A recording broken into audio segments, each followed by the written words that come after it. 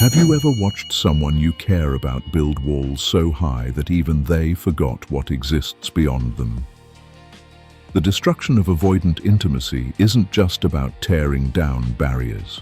It's about understanding why those walls were constructed in the first place, and more importantly, recognizing the clever tricks our minds play to keep us trapped behind them. When avoidant intimacy finally crumbles, what emerges isn't weakness, but rather the kind of authentic connection that transforms lives in ways that seem almost impossible to believe. Think about it this way. Every person walking around with avoidant tendencies carries within them a sophisticated defense system that operates like a master chess player, always thinking 3 moves ahead to avoid emotional checkmate. These individuals have trained themselves to find safety in distance, comfort in control, and peace in predictability. Yet beneath all that careful orchestration lies something far more interesting than most people realize. Throughout this exploration, you'll discover the hidden patterns that keep avoidant intimacy alive and thriving, the specific cognitive traps that make escape feel impossible, and most crucially, the precise moments when everything can shift dramatically. You'll learn to recognize the signs that avoidant intimacy is beginning to crack, understand why this process often feels more terrifying than liberating, and gain insight into what happens when someone finally allows those carefully constructed walls to fall. But here's what makes this particularly fascinating. The destruction of avoidant intimacy rarely happens the way most people expect it to. If you want to better understand someone's attachment style, see the link in the description to one of the most popular books on attachment theory. Now let's begin with someone whose story illuminates exactly how these patterns play out in real life. Picture Maya, a 32-year-old marketing executive who had perfected the art of keeping people at exactly the right distance, close enough to avoid loneliness, far enough to maintain complete emotional safety.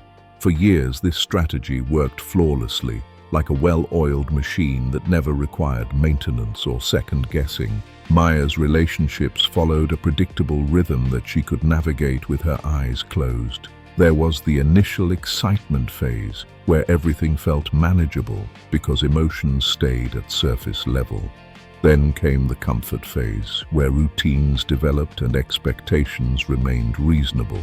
Finally, inevitably, arrived the suffocation phase, that moment when the other person wanted something deeper, something more vulnerable, something that required Maya to step outside her carefully controlled emotional temperature. But something unexpected happened during her relationship with David, a gentle soul who seemed to understand her need for space without making it feel like rejection. For months, Maya waited for that familiar feeling of walls closing in, for the overwhelming urge to create distance that had ended every previous relationship. Instead, she found herself in completely uncharted territory, wanting to share more while simultaneously feeling terrified of that very desire. The turning point came on an ordinary Tuesday evening when David mentioned, almost casually, that he'd been offered a job in another city. Maya felt something crack open inside her chest, a sensation so unfamiliar that she initially mistook it for panic. But as David continued talking about his decision, weighing pros and cons with typical thoughtfulness, Maya realized she was experiencing something she'd spent decades avoiding: the fear of losing someone who had somehow become genuinely important to her. That night, lying awake and staring at the ceiling, Maya confronted a truth that changed everything. Her avoidant patterns hadn't been protecting her from pain. They'd been preventing her from experiencing the kind of connection that makes vulnerability feel worthwhile rather than dangerous. This revelation would prove to be just the beginning of a much larger transformation.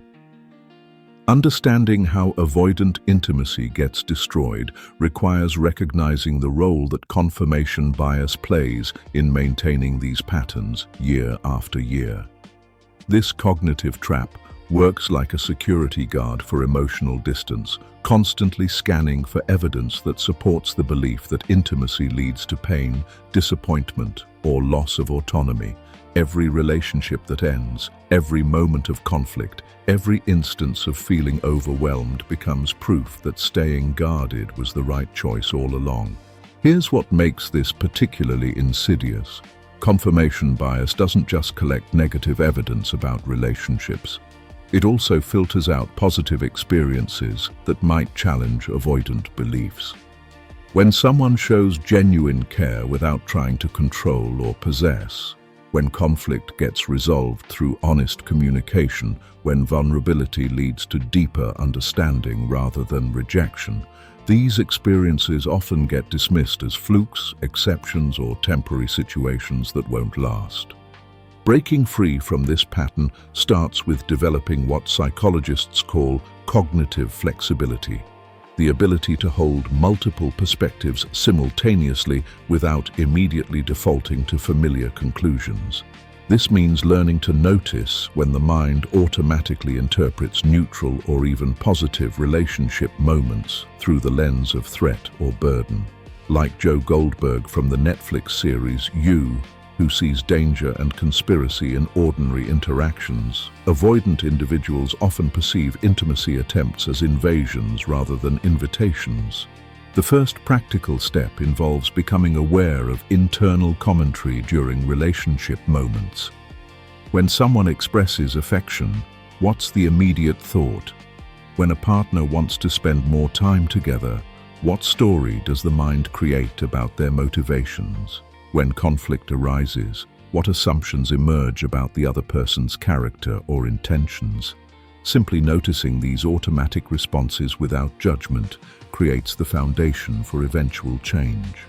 Next comes the practice of what attachment researchers call earned security, deliberately choosing responses that contradict avoidant instincts in small, manageable ways. This doesn't mean diving headfirst into overwhelming vulnerability, but rather taking tiny steps outside the comfort zone of emotional distance. Perhaps it means staying present during a difficult conversation instead of shutting down, or sharing a minor worry instead of handling everything alone, or asking for support with something small instead of maintaining complete independence. The key here is understanding that avoidant intimacy gets destroyed through repeated experiences that prove safety can exist within connection rather than despite it. Think of Serena van der Woodsen from Gossip Girl. Despite her tendency to run when relationships become complicated, her growth happens through gradually learning that staying present during difficult moments often leads to deeper understanding rather than devastating loss. But here's where things get particularly interesting. The destruction of avoidant intimacy often triggers what researchers call an extinction burst, where avoidant behaviors actually intensify before they diminish. This happens because the unconscious mind perceives the breakdown of familiar protective patterns as a genuine threat to survival, leading to desperate attempts to restore the safety of emotional distance. During this phase, every instinct screams to return to familiar patterns of self-protection. The urge to create conflict, to find fault with partners, to focus on incompatibilities, or to simply disappear becomes almost overwhelming. Understanding this as a normal part of the process rather than evidence that change is impossible makes all the difference in whether someone pushes through to the other side. This is precisely why gradual exposure works better than dramatic transformation attempts.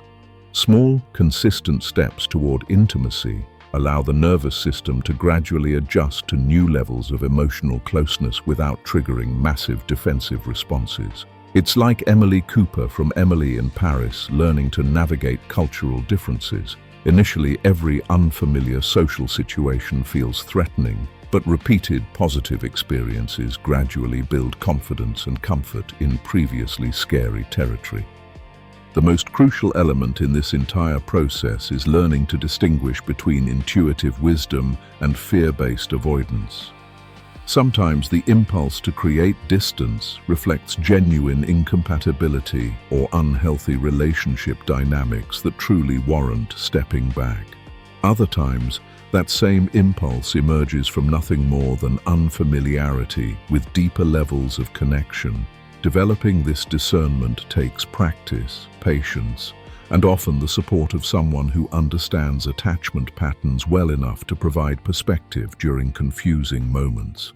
Looking back at Maya's journey, what destroyed her avoidant intimacy wasn't a single dramatic revelation or life-changing event.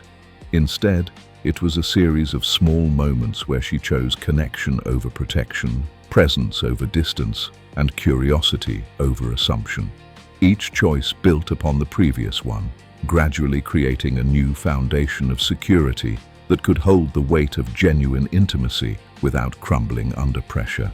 The destruction of avoidant intimacy represents one of the most profound transformations a person can experience because it fundamentally changes how they move through the world. No longer driven by the exhausting need to constantly monitor and manage emotional distance, they discover energy they never knew they possessed. Relationships become sources of genuine nourishment rather than carefully managed threats to personal autonomy. But perhaps most importantly, when avoidant intimacy finally crumbles, what emerges isn't the loss of independence that was so deeply feared. Instead, there's a discovery that true autonomy actually grows stronger within secure connection rather than despite it. The difference between isolation and solitude becomes clear, as does the distinction between vulnerability and weakness.